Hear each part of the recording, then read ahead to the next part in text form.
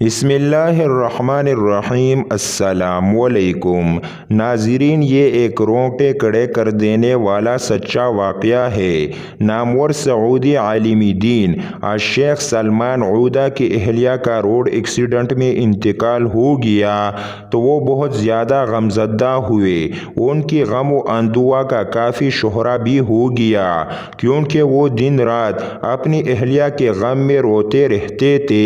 ان کو کسی طرح صبر نہیں آ رہا تھا۔ ان کے گھر والے اور رشتہ دار بہت پریشان تھے۔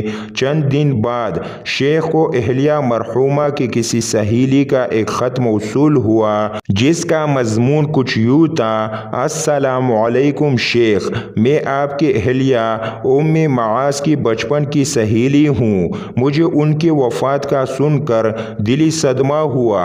معلوم ہوا کہ آپ بھی اہلیہ کی فراق پر شدید صدمے سے دوچار ہے۔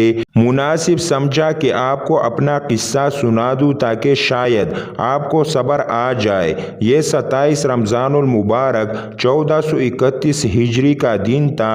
ہم سارے اہل خانہ عمرے کے سفر پر ریاض سے مکہ مکرمہ روانہ ہو گئے۔ سب کی اپنی اپنی گاڑیاں تھیں، لیکن بس تقدیر نے یہ فیصلہ کرایا کہ ایک ہی گاڑی میں جائیں گے۔ دونوں بھائی بھی ہمارے ساتھ ابو کے گاڑی میں بیٹھ گئے۔ میرے والدین، 2 بھائی اور 2 بہنیں، کل 8 افراد کا قافلہ دوپہر کو ریاض سے روانہ ہو گیا۔ پہلے سے طے تھا کہ مکہ پہنچنے تک ہر کوئی ایک قرآن ختم کرے گا، اس لیے سب تلاوت میں لگ گئے۔ عجیب کیفیت طاری تھی۔ میری بہن تلاوت کرتی جا رہی تھی اور ساتھ اس کے آنسو بھی جاری تھی۔ سب کا یہی حال تھا، لیکن یہ رقت کیوں طاری ہے، کچھ سمجھ نہیں آ رہا تھا۔ اس دوران شاید والد پر اونگ طاری ہو گئی۔ وہ تیز رفتار میں ڈرائیو کر رہے تھے۔ گاڑی بے قابو ہو کر ایک اونچی گھاٹی سے نیچے گر گئی۔ نیچے کئی 100 فٹ گہری کھائی تھی۔ گاڑی کلابازیاں کھا کر نیچے جا رہی تھی کہ میرا جسم اس سے نکل کر جھاڑی پر گر گیا۔ باقی افراد گاڑی سمیت وادی کی گہرائی میں گر گئے۔ یہ حادثہ عین افطار کے وقت پیش آیا۔ ہم سب روزے سے تھے۔ کچھ دیر بعد مجھے جب ہوش آیا تو بمشکل جھاڑیوں سے باہر نکلی۔ جسم کی کئی ہڈیاں ٹوٹ گئی تھی۔ میں گرتی پڑتی اور گھسیٹتی اپنے اہل خانہ کو ڈھونڈنے لگی۔ چیخ بھی رہی تھی، لیکن اس ویرانے میں کوئی جواب دینے والا نہیں تھا۔ اندھیرا چھا چکا تھا اور جنگلی جانوروں کی آوازیں آنا شروع ہو گئی تھی، جس سے ماحول کی ہیبت میں اضافہ ہو رہا تھا۔ بالآخر میں گاڑی تک پہنچ گئی۔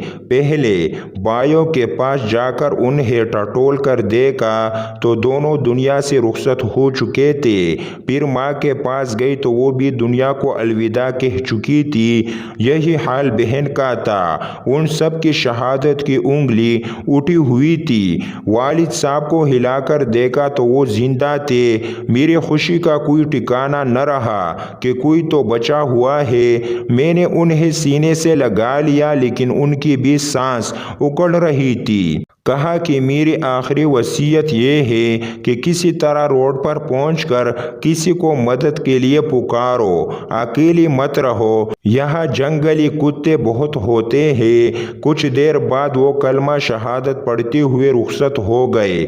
اب میں اکیلی رہ گئی، باقی 7 لاشیں۔ میں خود زخموں سے چور روڈ پر جانے کی کوشش کی، لیکن پہاڑ پر چڑھنا ممکن نہ تھا۔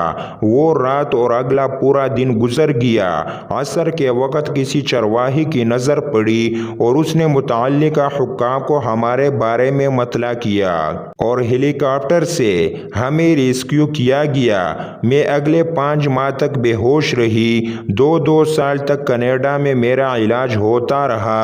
سر اور گردن کی ہڈی ٹوٹ گئی تھی۔ ریڑھ کی ہڈی میں بھی فریکچر آیا تھا۔ اس حادثے سے میں بانجھ ہو گئی اور نعمت اولاد سے ہمیشہ کے لیے محروم۔